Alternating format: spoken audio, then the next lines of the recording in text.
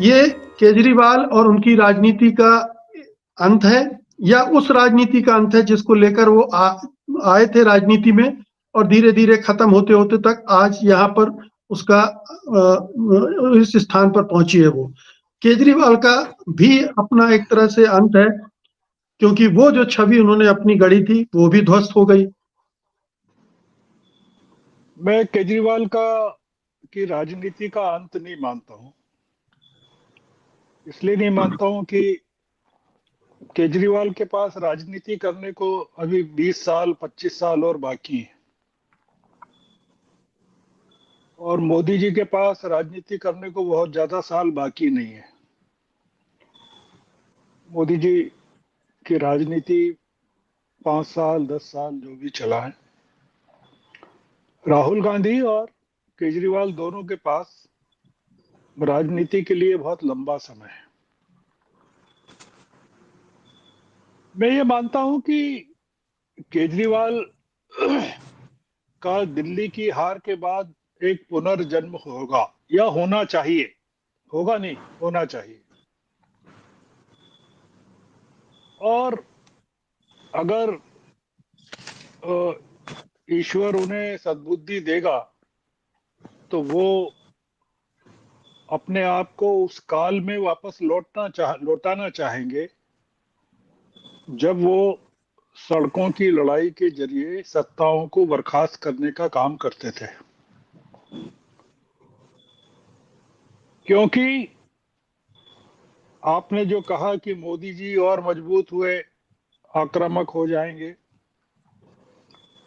मेरा ऐसा मानना है कि मोदी जी कतई मजबूत नहीं हुए हैं। अगर दिल्ली में आम आदमी पार्टी आ जाती सत्ता में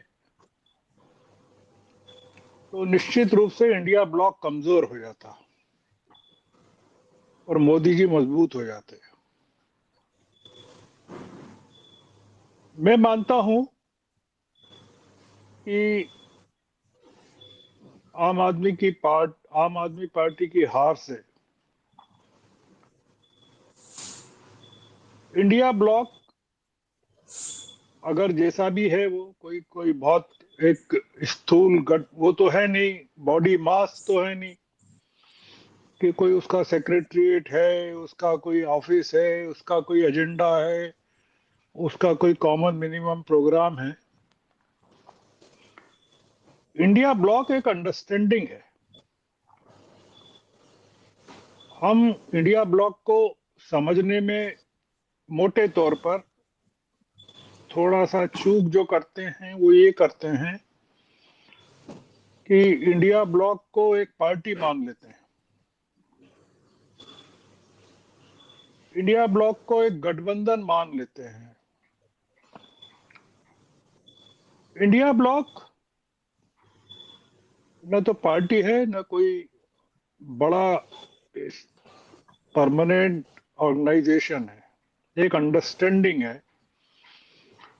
और उस अंडरस्टैंडिंग पर कई प्रहार किए गए हैं। बंगाल में सबसे पहला प्रहार ममता बनर्जी ने किया। न लोकसभा साथ में लड़ा कांग्रेस के, सीपीएम के, न विधानसभा लड़ा। उसी तरह से केजरीवाल ने किया। जी। आपने देखा कि पंजाब में किस तरह से लड़े वो, हरियाणा में किस तरह से लड़े, गुजरात में, गोवा में, उत्तराखंड में। तो इसलिए मेरा ये मानना है कि इंडिया ब्लॉक अब, क्योंकि केजरीवाल जीत जाते तो इंडिया ब्लॉक को ध्वस्त कर देते वो, और ममता बनर्जी मिलके इंडिया ब्लॉक जो रही सही अंडरस्टैंडिंग है उसको भी समाप्त कर देते। जी। दिल्ली की दिल्ली के लेसन को, दिल्ली की में कांग्रेस के परफॉर्मेंस को या इंडिया ब्लॉक के परफॉर्मेंस को एक लार्जर पर्सपेक्टिव में देखने की जरूरत है। वो पूछने की जरूरत है कि उत्तर प्रदेश में समाजवादी पार्टी 37 सीटें जीती थी लोकसभा में, 9 उपचुनाव हुए विधानसभाओं के, और मिल्कीपुर को भी जोड़ ले तो 10 हुए। अयोध्या के सांसद के बेटे मिल्कीपुर में बीजेपी के फर्स्ट टाइमर से 60,000 वोटों से हार गए, 60,000 से ज्यादा।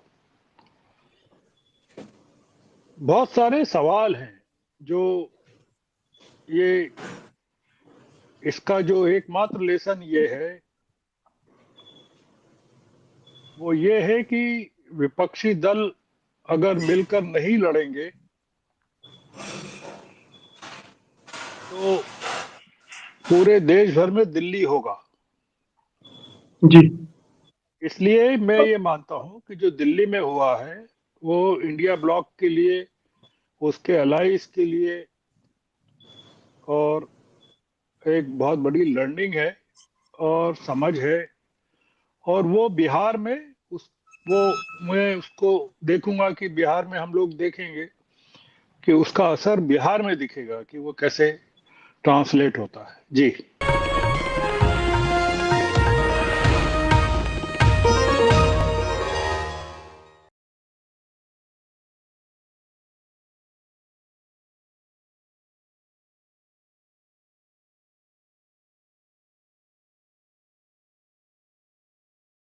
Copyright disclaimer under Section 107 of the Copyright Act 1976. Allowance is made for fair use for purposes such as criticism, comment, news reporting, scholarship, and research.